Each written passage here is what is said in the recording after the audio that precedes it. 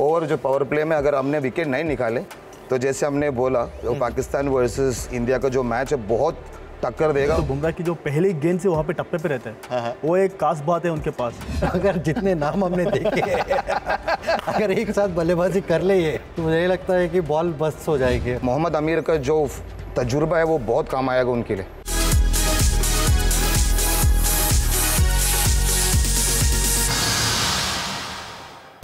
स्वागत है आप सबका एक खास पेशकश में, गेम प्लान लेकिन ये विरोधी दल के बारे में, कंटेंडर्स के बारे में। मैं हूं तने तिवारी, हमने सजा लिए अपनी चौपाल विनय कुमार, अंबती रायडू, एस श्रीशांत के साथ। स्वागत आप सबका, स्वागत आप सबका भी।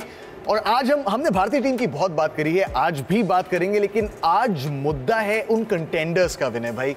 सामने जो टीमें आएंगी, विरोधी टीमें, भारत के अलावा, भारत तो दिल है, सब कह रहे हैं भारत होगी, लेकिन भारत के अलावा एक और टीम जो अभी आपको ऑन पेपर देखकर टूर्नामेंट की शुरुआत से पहले लग रही है, ये कंटेंडर्स हो सकते हैं, ये जीत सकते हैं। तो ऑस्ट्रेलिया, क्योंकि उन लोगों के पास वो क्षमता है, एक एक्सपीरियंस है, बड़े गेम को किस तरह से जीतना चाहिए वो अच्छी तरह से जानते हैं। इसी वजह से मुझे लगता है कि ऑस्ट्रेलिया, और स्पिन गेंदबाज भी बहुत बढ़िया है और तेज़ गेंदबाज भी वहाँ पे जो लंबे कद के खिलाड़ी है, और जहाँ पे मैचेस होने वाले हैं, वेस्ट इंडीज़ हो या यूएसए हो, वहाँ पे जो पिच के हिसाब से वो लोग कटर्स अच्छा तरह से इस्तेमाल कर सकते हैं। इसी वजह से मुझे लगता है कि ऑस्ट्रेलिया एक टीम हो सकता है। आर्सेनल में हथियार भरकर लाई है ऑस्ट्रेलियन टीम, जिस तरीके का वो स्क्वाड सिलेक्ट किया है भारत के दृष्टिकोण से। और ये अंबती भाई, श्री भाई, आप दोनों से ये सवाल है, भारत के दृष्टिकोण से कौन सी वो एक टीम है जो शायद खतरे की घंटी बजा सकती है? ओवरऑल वर्ल्ड कप में अगर देखा जाएगा तो मुझे लगता है कि वेस्ट इंडीज़, क्योंकि होम कंडीशंस है और उनके पास बड़े हिटर्स भी है और वो कंडीशंस को बहुत अच्छी तरह जानते हैं, और स्पेशली उनके स्पिनर भी, जो पिछले साल सीपीएल भी हम गए थे खेलने, तो उधर भी वो लोग जो कंट्रोल है, वो कंडीशंस का जो जानकारी है उनके पास बहुत ही बेहतरीन है। तो मुझे लगता है कि वेस्ट इंडीज़ वो डार्क हॉर्सेस है जो ये वर्ल्ड कप में बहुत अच्छा प्रदर्शन कर सकते हैं, दिखा सकते हैं। श्री भाई, आपके लिए? देखिए, मैं तो यही चाहता हूँ क्योंकि पाकिस्तान जैसे हमारे ग्रुप में ही है, तो मुझे लगता है कि अगर पहले पाकिस्तान को हरा के फिर पाकिस्तान बाद में आएंगे, तो जैसे 2007 में वर्ल्ड कप फाइनल हम जीते थे फाइनल में, तो मुझे लगता है वो कंटेंडर अगर पाकिस्तान बने, क्योंकि उनके पास वो इमाद जो न्यू बॉल अच्छा अंदर भी लेके आता है, वो स्पेशली हमारा बैट्समैन को, और हमने देखा जायसवाल भी आईपीएल में थोड़ा स्ट्रगल भी कर रहे थे जब left arm spinner new ball डालते, तो मुझे लगता है वो एक टीम होगा जो खतरा पैदा कर सकती है। और पाकिस्तानी जो प्लेयर्स हैं, यूएस में बहुत सारे लीग्स जो होता है वो भी खेलते हैं, तो उनके पास वो तजुर्बा भी है। और मोहम्मद आमिर इनके साथ भी अभी भी खेले और हमारे साथ भी खेले थे, और मोहम्मद आमिर का जो तजुर्बा है वो बहुत काम आएगा उनके लिए। पहले दौर में उन टीमों पर नजर डाल लेते हैं। ग्रुप स्टेजेस में भारत किससे मिलने वाली है, बाकी टीमें कैसी दिख रही हैं अपने अपने ग्रुप्स में। कुल 20 टीमें, 4 ग्रुप्स, हर ग्रुप में 5 टीमें। भारत के ग्रुप में उनके साथ पाकिस्तान, आयरलैंड, कनाडा, यूएसए, उसके अलावा ग्रुप बी में इंग्लैंड, ऑस्ट्रेलिया, वो 2 बड़ी टीमें। ग्रुप सी दिलचस्प हो सकता है, न्यूजीलैंड, वेस्ट इंडीज, अफगानिस्तान उनके साथ। ग्रुप डी में साउथ अफ्रीका, श्रीलंका, बांग्लादेश और नेदरलैंड्स और साउथ अफ्रीका एक साथ एक टीम में। ये भी दिलचस्प होने वाला है। हम चर्चा करेंगे जरूर, भारत के मुकाबलों की चर्चा करेंगे, लेकिन भारत के मुकाबलों की चर्चा कीजिएगा अगर, तो उस बड़े मुकाबले की चर्चा कैसे नहीं कीजिएगा। भारत बनाम पाकिस्तान, 9 जून 2024, दुनिया की नजरें इस मुकाबले पर। द बिग एप्पल में द ग्रेटेस्ट राइवलरी, भारत बनाम पाकिस्तान। ब्रुकलिन ब्रिज से लेकर स्टैच्यू ऑफ लिबर्टी तक, न्यूयॉर्क सबवे, सब रंगने वाला है भारत और पाकिस्तान के रंगों में। ये एक स्पेशल स्पेक्टिकल होगा, इसके बारे में हम चर्चा करते रहेंगे, इसका बिल्डअप करते रहेंगे। लेकिन सामने एक ऐसी पाकिस्तान टीम जो मादा रखती है 2021, कोई भी भारतीय फैन नहीं भूला है, 2022 भी नहीं भूले हम, 2022 का वो मुकाबला। लेकिन सबसे बड़े थ्रेट्स की बात करें अगर उस पाकिस्तान टीम से, बाबर आजम बल्ले के साथ हमेशा एक बड़े थ्रेट रहते हैं, उनको कैसे काउंटर करते हुए आप देखेंगे भारतीय गेंदबाजों को? जहाँ पे जो इनकमिंग डिलीवरीज पे वहाँ पे थोड़ा स्ट्रगल करते हैं, और जैसे जसप्रीत बुमराह है, उनके पास वो क्षमता है, गेंद को अंदर लेके आते हैं और साथ में 1-2 अच्छा बाउंसर भी डाल सकते हैं। उन्हीं के साथ अर्शदीप जो लेफ्ट आर्म सीमर, वो एंगल लेके आते हैं, वहाँ पे भी अंदर लेके आने की उनके पास जो क्षमता है, वहाँ से थोड़ी बहुत गेंद सीधी हो जाएगी, वहाँ पे भी उनको स्ट्रगल कर सकते हैं। इसके मुझे लगता है कि इन 2 गेंदबाज बाबर आजम को थोड़ी देर तक खामोश रख सकते हैं, नहीं तो जितना जल्दी हो सके उनको उतना जल्दी आउट कर सकते हैं। वो देखने लायक होगा कि कौन न्यू बॉल, जैसे उन्होंने बोला अर्शदीप अगर न्यू बॉल डाल रहे, और अगर उन्होंने जो उनका वीकनेस है, बट हमने देखा है पहले भी जब वो अटैक करना लग जाता है, अगर रन्स को नहीं रोकेंगे तो वो बहुत बॉलर्स को टोकेंगे। तो मुझे लगता है वो 6 ओवर जो पावर प्ले में अगर हमने विकेट नहीं निकाले तो जैसे हमने बोला तो पाकिस्तान वर्सेस इंडिया का जो मैच है बहुत टक्कर देगा। और मुझे लग रहा है 9 जून को इंडिया को जीतने के लिए, मुझे जैसे विनय ने बोला है, पहले ही पावर प्ले में अगर विकेट निकला, मैं तो यही चाहता हूँ कि बुमराह है वो पहला ओवर डाले। न्यू बॉल कौन लेगा वो बहुत बार हमने सुना है, बट मुझे लगता है बुमराह यार, अगर ये देख रहे हो तो प्लीज़ यार पहले ओवर पे ही बाबर या रिजवान को ख़त्म कर दो, मज़ा आए। उनकी जो गेंदबाजी में आप देखा जाए तो बुमराह की जो पहली गेंद से वहाँ पे टप्पे पे रहते हैं, वो एक खास बात है उनके पास, क्योंकि कोई भी बल्लेबाज को आप 1-2 बॉल समय भी नहीं देते, पहले बॉल से वहाँ पे जो डालते हैं ना, वहाँ से जो अंदर आएगा तो सीधा हो जाएगा, वैसे काम हो जाएगा। अंबती भाई, भारतीय बल्लेबाजों के दृष्टिकोण से अगर बात करें, आपके पास सामने शाहीन शाह अफरीदी हैं, मोहम्मद आमिर बड़े समय बाद वापसी कर रहे हैं। वो जो लेफ्ट आर्म थ्रेट है उसकी चर्चा हमेशा होती है, लेफ्ट आर्म पेस के विरुद्ध भारतीय ओपनर्स, कभी कभी हमने देखा है शुरुआती विकेट्स भी गिर जाते हैं उस चक्कर में। कैसे देखते हैं आप इस बैटल को, उनके लेफ्ट आर्म पेसर्स बनाम भारत के ओपनिंग बैटर्स? नहीं, पहले जब हम देखे थे टीवी पे, जब हमारे बैट्समैन स्ट्रगल हो रहे थे, वो टाइम के पाकिस्तान का लेफ्ट आर्म पेसर्स थोड़े अलग थे। शाहीन शाह अफरीदी पहले आए थे, उनका पेस बहुत ज़्यादा था, 145 के ऊपर का पेस डाल रहे थे, तो वो हिसाब का बॉलिंग तो अभी नहीं हो रहा है। तो टचवुड 9 तारीख को भी बचा ना हो, वही हमारी उम्मीद है। मुझे ये लगता है कि उनकी जो नया गेंद में उतना इफेक्टिव नहीं है। ओके, जब विकेट थोड़ा स्लो हो जाएगा तो गेंद थोड़ी पुरानी हो जाएगी, तब उनके पास वो कटर्स है। मुझे लगता है कि जो भारत की जो बल्लेबाज है, थोड़ी बहुत अग्रेशन के साथ जो शुरुआत करेंगे, वहाँ पे वो लोग स्ट्रगल करेंगे, बिल्कुल स्ट्रगल करेंगे पाकिस्तानी गेंदबाज। हो गई जी, और क्या चाहिए? और बताइए क्या सेवा करे। पाकिस्तान की तो बात हो गई, लेकिन और भी कंटेंडर्स हैं। आज हम भारत के विरोधियों की बात कर रहे हैं, उनके विरुद्ध कैसा होना चाहिए गेम प्लान, क्या परेशानियों में डाल सकते हैं वो भारतीय टीम को। पाकिस्तान की बात हो गई, अगले ग्रुप की तरफ चलते हैं। उस ग्रुप में अगर आप देखेंगे, ग्रुप ए में भारत पाकिस्तान, ग्रुप बी में ऑस्ट्रेलिया इंग्लैंड, 2 बड़ी टीमें। और थोड़ी देर पहले जैसा विनय ने भी कहा कि ऑस्ट्रेलिया एक प्रमुख कंटेंडर्स हैं, और हो भी क्यों ना, एक आईसीसी टूर्नामेंट, वो विनिंग मेंटालिटी जिसकी हम बात करते हैं, उस स्क्वाड पर नजर डालते हैं। अंबती, एक बार रीसेंट फॉर्म देखना होगा इनमें से बहुत सारे खिलाड़ियों का। मिचेल मार्श कप्तानी कर रहे हैं, बीच आईपीएल से वापस चले गए थे, वो चोट के चलते। एस्टन एगार दिखेंगे आपको, पैट कमिंस दिखेंगे वहां पर, टिम डेविड दिखेंगे, ग्लेन मैक्सवेल, ट्रेविस हेड, तो कुछ जो प्रमुख नाम है। मिचेल स्टार्क आते आते इस T20 वर्ल्ड कप में फॉर्म हासिल कर रहे हैं। मार्कस स्टोइनिस को हमने देखा है बड़े रन्स बनाते हुए। ओवरऑल एनालिसिस क्या कहती है आपकी इस ऑस्ट्रेलिया के T20 विश्व कप स्क्वाड की? कहां पर कमियां हैं, कहां पर स्ट्रॉन्ग पक्ष है, क्या परेशान कर सकता है भारत? तो मुझे लगता है कि थोड़ा हॉट एंड कोल्ड दिख रहा है, क्योंकि थोड़े लोग बहुत ही अच्छे फॉर्म में हैं और थोड़े लोग नहीं। और स्पेशली पैट कमिंस कप्तान नहीं है, वो शायद इफेक्ट गिर सकता है ऑस्ट्रेलिया यूनिट के ऊपर। ये पैट कमिंस का कप्तानी हमने देखिए 50 ओवर वर्ल्ड कप में और अभी आईपीएल में भी उस हिसाब से काम रखते हैं, कूल रखते हैं एनवायरनमेंट को। और डेविड वार्नर का जो फॉर्म है वो इतना अच्छा नहीं है, मैक्सी का फॉर्म है जो इतना अच्छा नहीं है। टिम डेविड स्लो विकेट्स पे जिधर बॉल थोड़ा बहुत फिरता है उधर थोड़ा स्ट्रगल होते हैं। तो मुझे नहीं लगता है कि ये कंप्लीट स्क्वाड है, बट जीतने का क्षमता तो रखते हैं, क्योंकि ये लोग जब भी ऑस्ट्रेलिया का यूनिफॉर्म पहनते हैं तो अलग ही नज़र आते हैं। तो मुझे नहीं लगता है कि इनको राइट ऑफ करना चाहिए, मगर डेफिनेटली टाइटल कंटेंडर्स तो है, बट अपना भारत का टीम अगर अपन अपना पोटेंशियल से खेलेंगे तो मुझे नहीं लगता है कि ये लोग अपने आसपास भी आएंगे। जो यूएस के विकेट्स है और वेस्ट इंडीज़ के विकेट्स है थोड़ा सिमिलर ही है। पहले हम बहुत डिफरेंस होते थे विकेट्स में, बहुत तेज़ होते थे, अभी बिल्कुल इनको भी पता है, आप तो उधर खेले भी हो तो थोड़ा रुक के आता है उधर। ऐसा नहीं कि जो स्पेशली न्यूयॉर्क का जो विकेट ओसीस बना रहा है वो they are bringing the wicket and putting it in, but मुझे नहीं लगता उतना इफेक्ट रहेंगे। शायद वो पहले 2-3 मैच में थोड़ा हिलेंगे, बट उसके बाद मुझे नहीं लगता ऑस्ट्रेलियंस को भी उतना हेल्प करेंगे। बट मैं तो यही चाहता हूँ कि जब हिंदुस्तान ऑस्ट्रेलिया के खिलाफ खेलेंगे, जैसे आप राइडू और विनय ने सही बोला कि पॉजिटिव इंटेंट बहुत ज़रूरी है, माइंडसेट बहुत ज़रूरी है। ये नहीं सोचना चाहिए कि आईसीसी ट्रॉफीज़ में जैसे ही उन्होंने येलो कलर पहना तो अच्छा खेलेंगे। बहुत सही बात है, बट हमने 2007 में वही दिखाया, जब ऑस्ट्रेलिया के खिलाफ मौका मिला सेमीफाइनल में, हमने उनको हराया।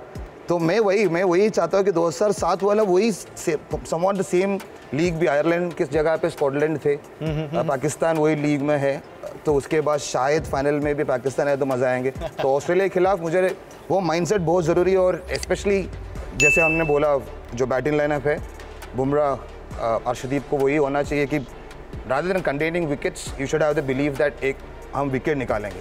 बहुत दिलचस्प, लेकिन वो ग्रुप और भी दिलचस्प इसलिए हो जाता है क्योंकि उस ग्रुप में एक टीम ऑस्ट्रेलिया है, दूसरी टीम इंग्लैंड है, डिफेंडिंग चैंपियंस इंग्लैंड, और उस टीम में भी सुपरस्टार्स की कोई कमी नहीं है। ग्रुप बी में पहली टीम ऑस्ट्रेलिया, दूसरी इंग्लैंड। इंग्लैंड के स्क्वाड पर अगर नजर डालें, अमृति भाई, डिफेंडिंग चैंपियंस जॉस बटलर, पिछले T20 विश्व कप के highest run scorer Jonny Bairstow के साथ उनकी वो साझेदारी, हैरी ब्रूक है वहां पर Ben Duckett, Phil Salt, Moeen Ali, Sam Curran, Will Jacks, इनमें से बहुत सारे ऐसे खिलाड़ी हैं। बस करो, इतने सारे तो बहुत जबरदस्त टीम दिख रही है ना?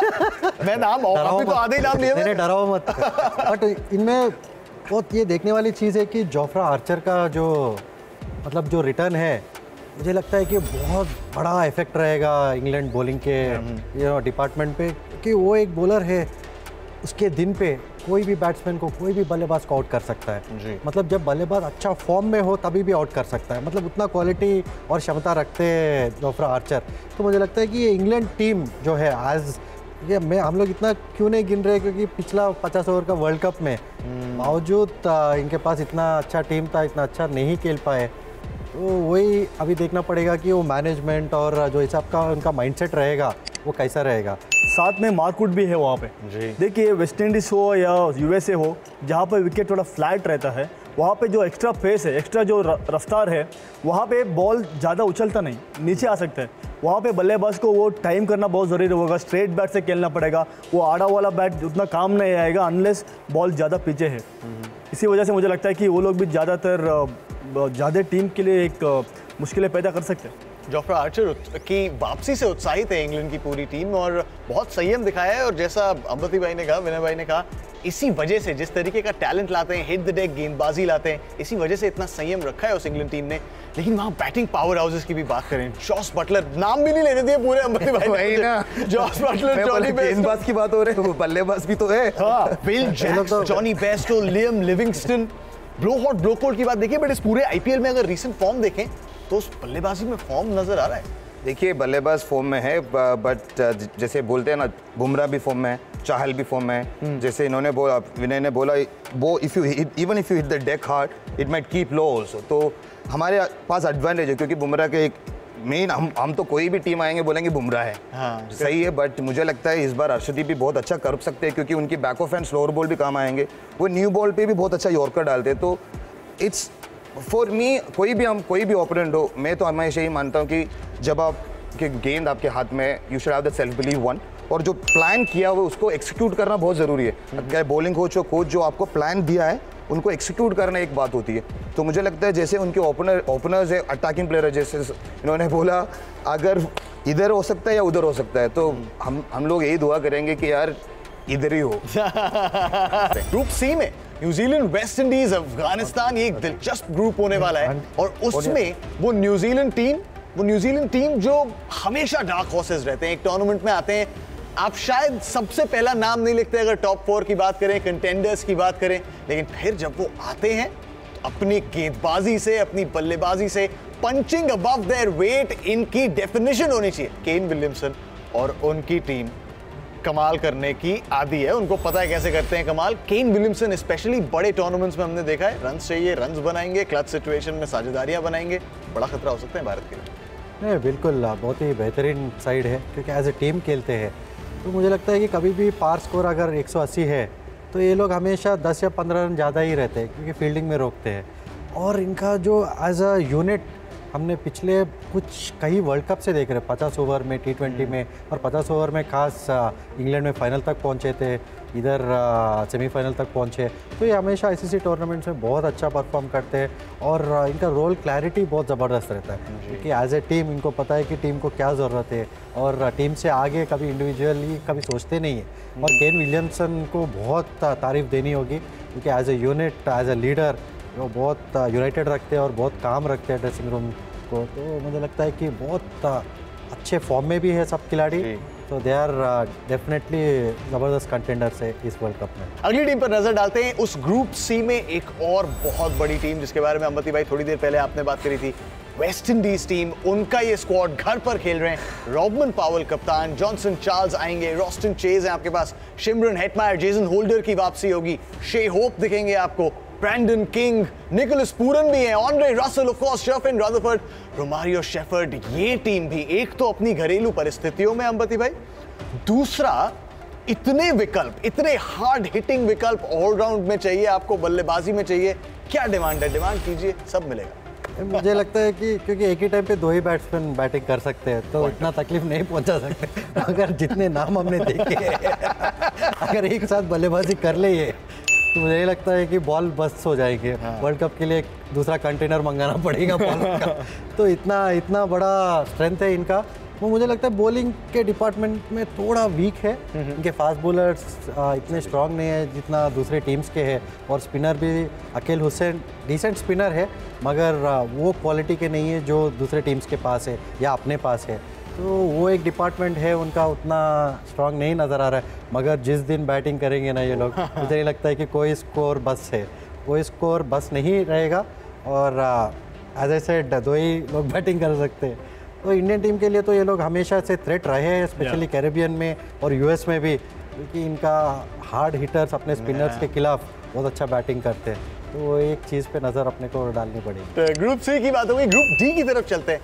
वो भी एक दिलचस्प ग्रुप होने वाला है पहले ही दौर में इस टूर्नामेंट की। Group C of course New Zealand, West Indies, Afghanistan, south Africa, Sri Lanka, Bangladesh, Netherlands. इसमें साउथ अफ्रीका की वो टीम जिसके बहुत सारे प्रमुख प्लेयर्स आईपीएल में दिखे हमको, आईपीएल में मुख्य रोल्स निभाते हुए दिखे अपनी अपनी टीम में। एडन मार्करम दिखेंगे, जेरल्ड कोत्जे मुंबई इंडियंस के साथ थे, क्विंटन डिकॉक दिखेंगे आपको वहां पर, Marco Jansen, Heinrich Klaasen, Keshav Maharaj में स्पिन मिलेगी, आंड्रिक नोके, कगिसो रबाडा की पेस मिलेगी, तब्रेज शम्सी, ट्रिस्टन स्टब्स। एक तो इस टीम में ये पावर, दूसरी चीज उनका अनुभव और उनकी नॉलेज भारतीय कंडीशंस की, भारतीय खिलाड़ियों की माइंडसेट की। कितना बड़ा एडवांटेज उनके लिए और कितना बड़ा खतरा भारतीय टीम के लिए? खतरा तो ज़रूर होगा, क्योंकि जैसे उन लोगों की जो बल्लेबाज है, अब इनिशियली देखा जाए तो उधर मार्करम कैप्टनसी कर रहे हैं, उनके साथ क्विंटन ओपनिंग करते हैं, और मिडिल ऑर्डर में वो क्लासन है, ट्रिस्टन स्टब्स भी है। तो और बहुत सारे प्लेयर्स हैं, ऐसे नहीं कि 1-2 बंदे के ऊपर आपको ज़्यादा निर्भर होना पड़ेगा।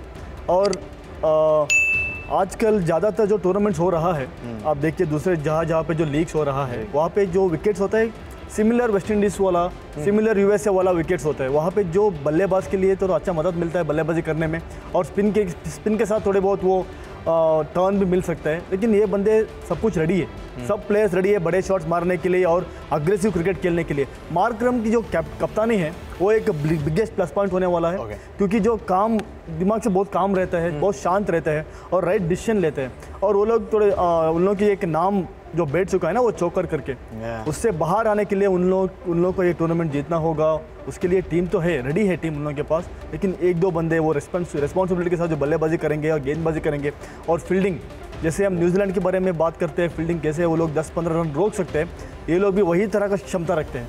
इसलिए एक ओवरऑल पैकेज अब देखा जाए तो ये लोग हॉट कंटेंडर्स है, और वन ऑफ माई फेवरेट भी है इंडिया के अलावा। आपने अपने फेवरेट्स बता दिए, टॉप 4 की बात कर लेते हैं। चलिए आपके हिसाब से टॉप 4 अंबती भाई। मेरे हिसाब से अभी जैसे हमने टीम्स देखे तो वो कंडीशंस के लिहाज से मुझे लगता है कि इंडिया, वेस्ट इंडीज, इंग्लैंड और South Africa. India, West Indies, England, South Africa. Shri भाई? India, Pakistan, Australia, New Zealand. No West Indies there आपके लिए। इंडिया, साउथ अफ्रीका तो लिखी होगा। हाँ जी। ऑस्ट्रेलिया चौथा है, वहाँ पे अफगानिस्तान एक डार्क हॉर्स जैसे मैं सोच रहा हूँ, क्योंकि उन लोगों के पास जो स्पिन गेंदबाजी है तो बहुत मुश्किल होने वाला है। 8 से 12 ओवर है उन लोगों की जो गेंदबाजी करते हैं ना, वहाँ पे कोई भी बल्लेबाज को ट्रबल पैदा कर सकते हैं। इसलिए अफगानिस्तान एक टीम है मेरे लिए। 3 एक्सपर्ट्स, तीनों डिवाइडेड। कुछ उस तरीके का T20 विश्व कप होने वाला है ये। आप कुछ कह नहीं सकते, आप बस प्रे कर सकते हैं भारतीय टीम वहां पहुंचे, वापस जब आए एक्सेस बैगेज में वो ट्रॉफी वापस लेकर आए। बहुत इंतजार हो गया। आज गेम प्लान पर द कंटेंडर्स में इतना ही। बहुत बहुत शुक्रिया श्रीशांत का, अंबती रायडू का, विनय कुमार का हमारे साथ जुड़ने के लिए बहुत बहुत शुक्रिया। आप सबका भी, आपको जुड़े रहना है। 2 तारीख से शुरू हो रहा है मिशन T20 वर्ल्ड कप।